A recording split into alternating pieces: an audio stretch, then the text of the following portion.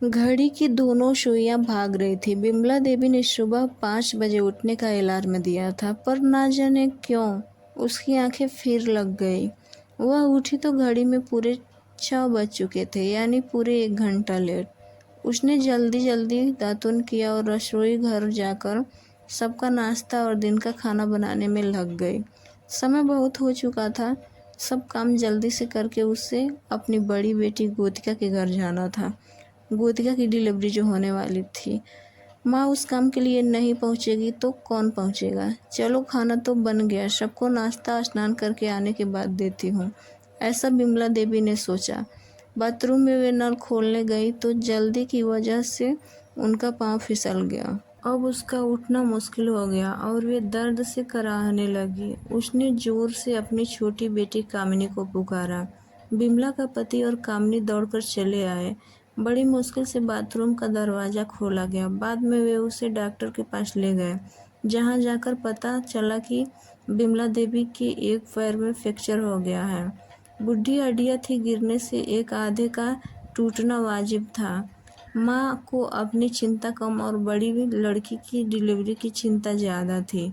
वे लगातार भगवान को कोस रही थी कि ये सब इसी वक्त क्यों होना था।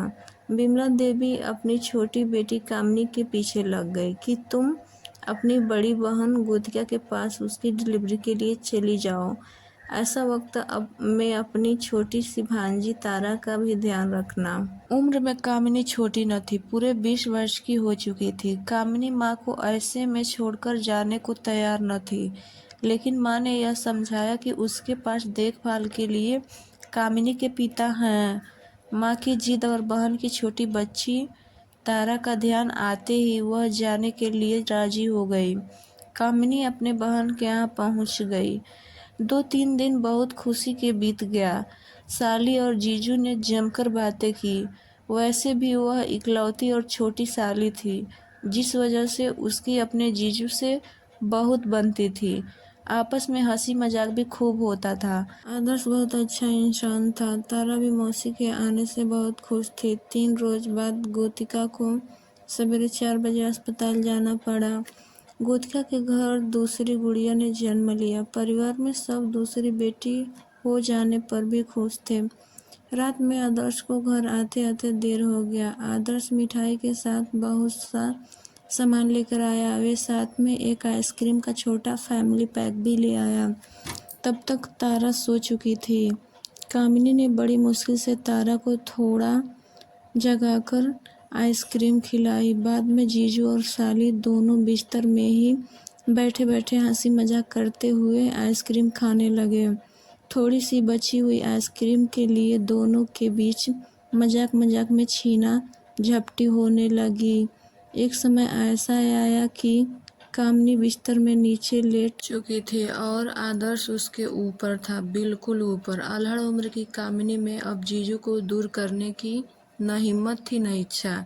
जीजू भी अब कमजोर पड़ चुके थे। आखिर वे था तो एक मर्द ही। और बाद में उन दोनों के बीच जो हुआ वे बहुत सर्वनाश था। दीदी के छुट्टी मिलकर घर आ जाने के बाद कामिनी जल्दी ही अपने घर लौट आई। समय बीता। आज बिमला देवी बहुत गुस्से में थी। उसने फटाफट 2-3 थप्पड़ कामिनी पर जड़ दिए और बोली, बता कुलमोही, कहाँ अपना मुंह काला करके आई है। जवाब सुनकर वे सुन्न रह गए। ऐसा लगा जैसे धरती फट गई हो। कामिनी को गर्भवती करने वाला कोई बाहरी पुरुष नहीं, खुद उसका जीजू था। गोतिका और आदर्श दोनों को तुरंत बुलाया गया। गोतिका ने आदर्श से बहुत झगड़ा किया, लेकिन यह झगड़ा समस्या का हल नहीं था। समस्या का हल गर्भपात था, जिसके लिए कामिनी बिल्कुल राजी न हुई। बहन की इच्छा और उसके होने वाले बच्चे के साथ रिश्ते को ध्यान में रखकर गोतिका ने हकीकत को गले लगाने की सोची। वे आदर्श का दोषी तो मान रही थी, लेकिन शायद उसकी सजा कामिनी के होने वाले बच्चे को नहीं दे सकती थी। वे उस बच्चे से पिता के नाम का हक भी नहीं छीनना चाहती थी। दोनों बहनों ने सोचा, ऐसे भी तो प्रेम पूर्वक क्यों नहीं रह सकती। दोनों बहनों ने मिलकर समाज के नियमों को चुनौती दे डाली और गोतिका अपनी बहन को आदर्श की दूसरी पत्नी के रूप में विवाह कर घर ले आई। साली आधी घरवाली होती है, यह कहावत तो सुनी रखी थी, पर साली पूरी घरवाली बन जाए ऐसा तमाशा तो हकीकत में सुनकर अच्छा नहीं लगता। रिश्तेदारों ने संबंध तोड़ लिए, परिचित अब अपरिचित बनने लगे। वक्त अब आगे बढ़ने लगा।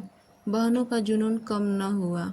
वे दो सौतन बहनें अपने पति की खुशी में ही जीने लगे। उन तीनों का किसी पास पड़ोस या समाज वालों की परवाह न थी। वे अपनी जिंदगी में ही खुश थे। दोनों बहनों को अपने पति को बांटने में भी कोई संकोच न था। दोनों बहनें समझदारी से जी रही थीं। बाद में कामिनी ने एक सुंदर लड़के को जन्म दिया। तीनों बच्चे अब बड़े होने लग गए। अब गोतिका की बेटियों का कामिनी के बेटे के साथ अक्सर पिता को लेकर झगड़ा होने लगा। कामिनी का बेटा अब करीब 6-7 साल का हो चुका था। एक दिन पिता को लेकर बहनों के साथ झगड़ा इतना बढ़ गया कि उसने अपनी माँ कामिनी को कहा कि तुम गंदी हो, और उसके चरित्र को लेकर उसे बहुत कुछ कह दिया। कामिनी यह बातें अपने छोटे से बच्चे के मुंह से सुनकर पूरी तरह टूटकर बिखर गई। इतना दुख तो उसे किसी की भी बातों से नहीं पहुंचा था। अपने बच्चे की बातों ने उसे झकझोर कर रख दिया। अगले दिन सवेरे पुलिस की गाड़ी आदर्श के घर के आगे आकर खड़ी हुई।